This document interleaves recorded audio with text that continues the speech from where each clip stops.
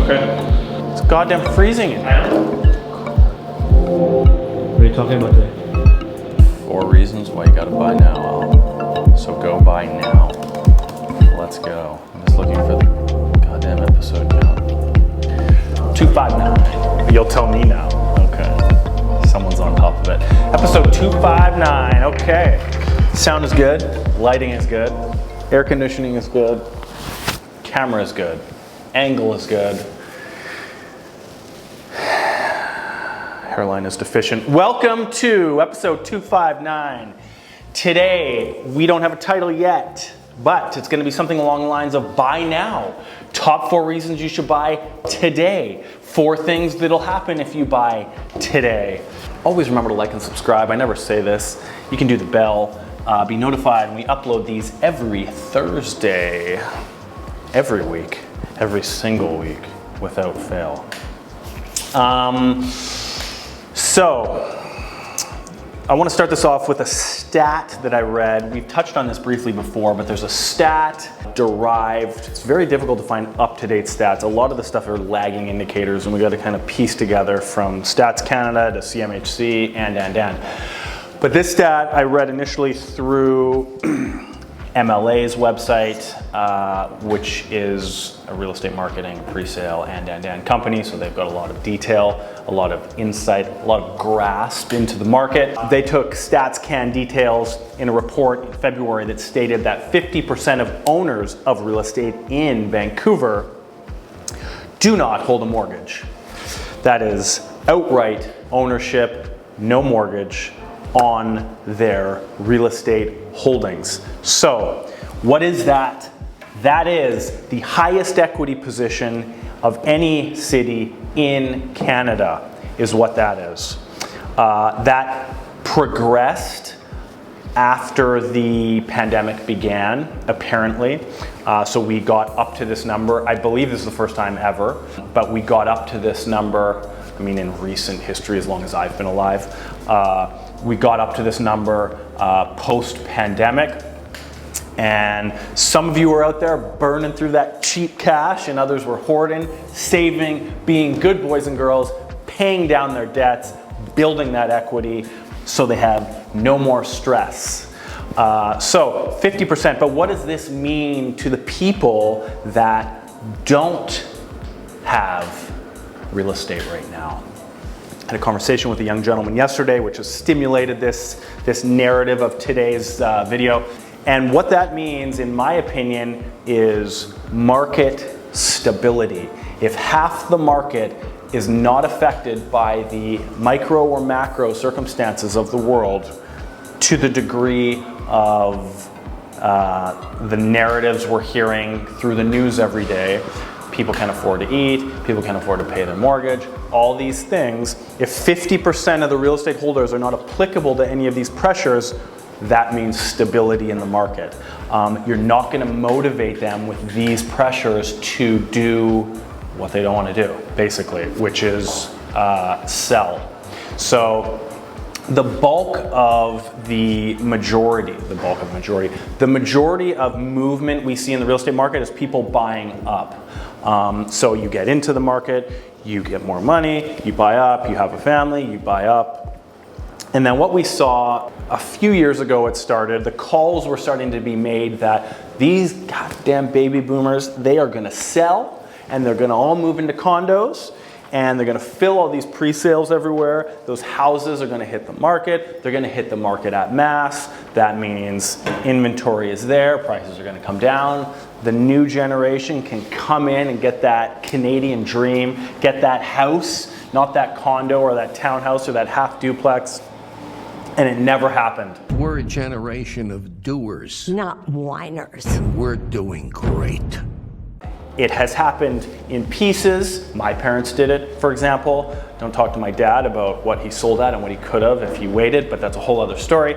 But at mass, that never happened. That generation is mortgage free. They've got the comfort of living in their homes. Even if they're living on one level, you got an upstairs, you got a downstairs, don't need to use it. It doesn't matter because it doesn't cost anything because it's free. On top of that, We're seeing a lot of those non-mortgage holders getting reverse annuity loans, so borrowing against the home, the equity in the home, line of credit, reverse annuity, whatever you want to call it, whatever structure you do, to lend the kids the equity to then buy into the markets now. So you've got a much different dynamic than we initially thought. Fundamentally speaking, 50% of the market is anchoring prices. If they don't want to sell at a price they don't want to sell at, then they're not going to sell, chances are. And what does that do for the rest of us fighting for the scraps in the market? Well, that comes to today's topic and the four things. Now, another last point on this.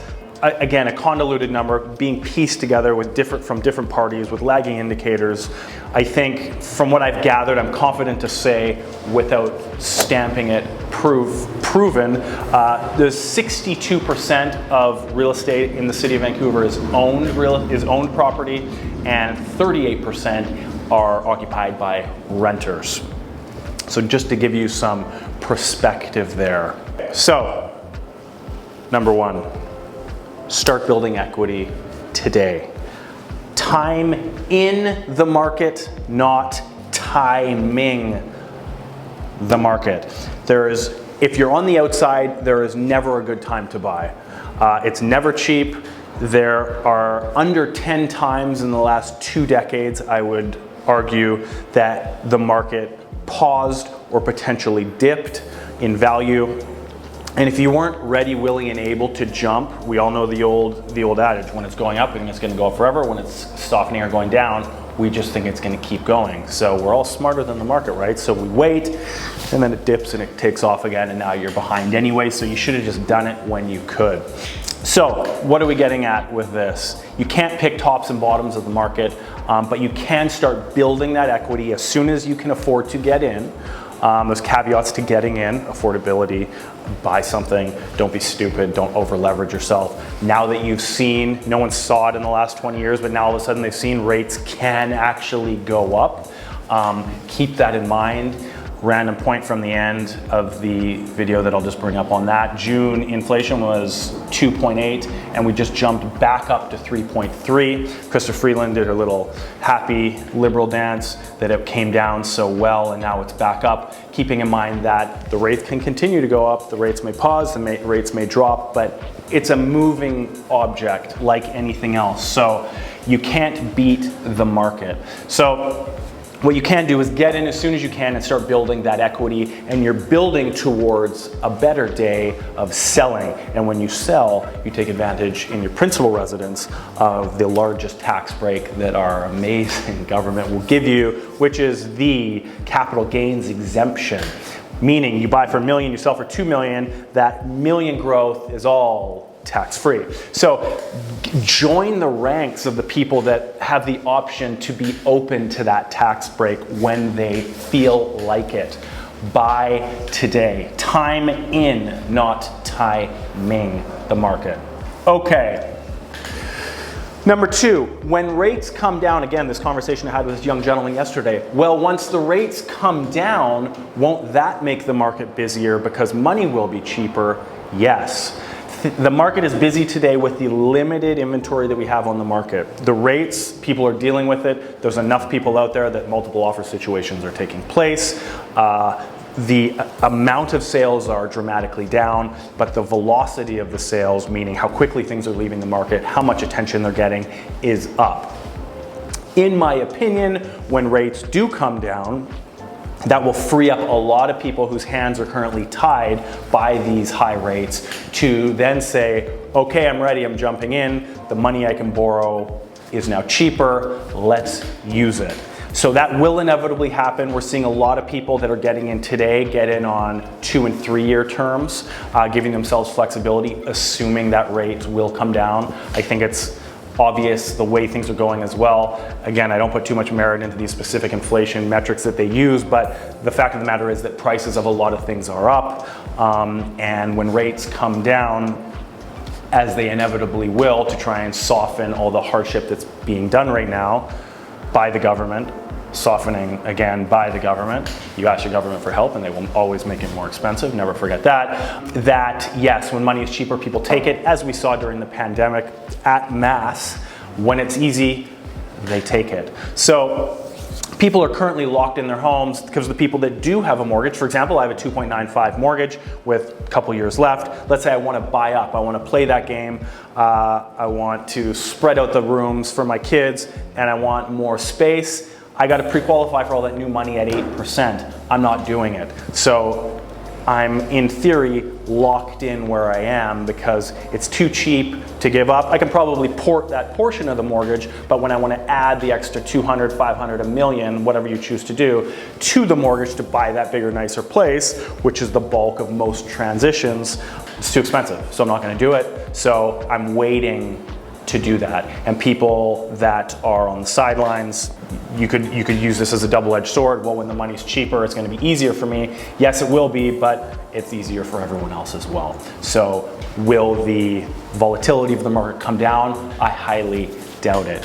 I don't like narrating this towards everything being the market will always go up and the market will always be busy, because that's not the case. But there's a lot of things at play when you get all this government layering on top of what was once maybe to a certain degree a free market.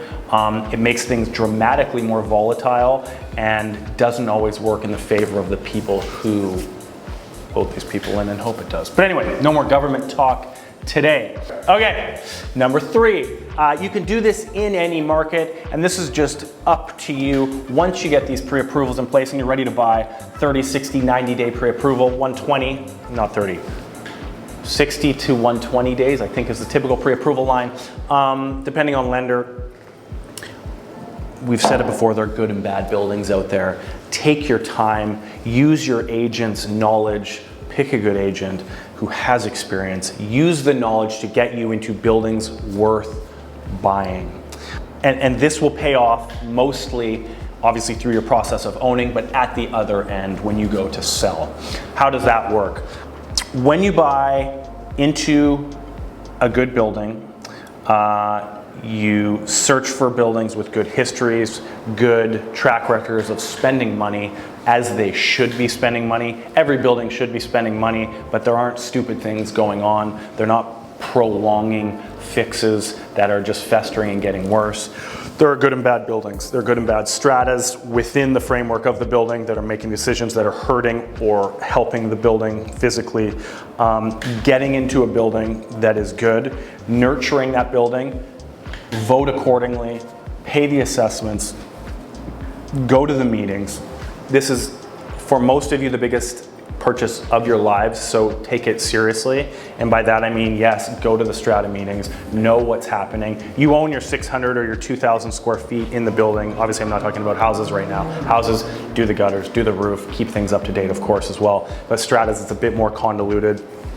But go to the meetings, get involved, make the right decisions, because when you go to sell and the market is elevated, you are selling a good unit in a good building, and those decisions along the way are what has done that. And when people are looking, let's say you sell in a not so busy market where people aren't just throwing their money at whatever comes to market and they're being a bit more picky, then you have the best option out there. So take your time always to buy into the best building today to really help future you when you go to sell.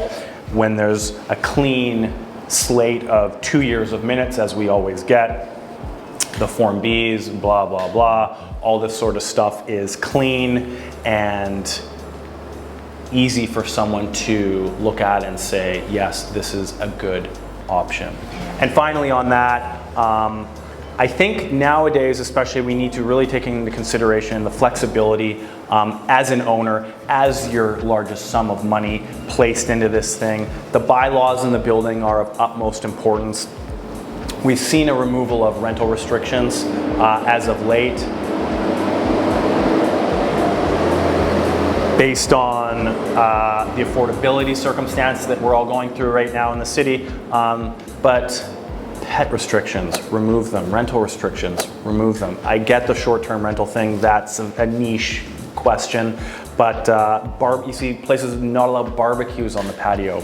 Remove them. You need to make this investment, and while you're on title of a strata unit in a strata building, you have a voting right. You have a selection of people around you, fellow owners. You can motivate decisions. Sales 101, let's go.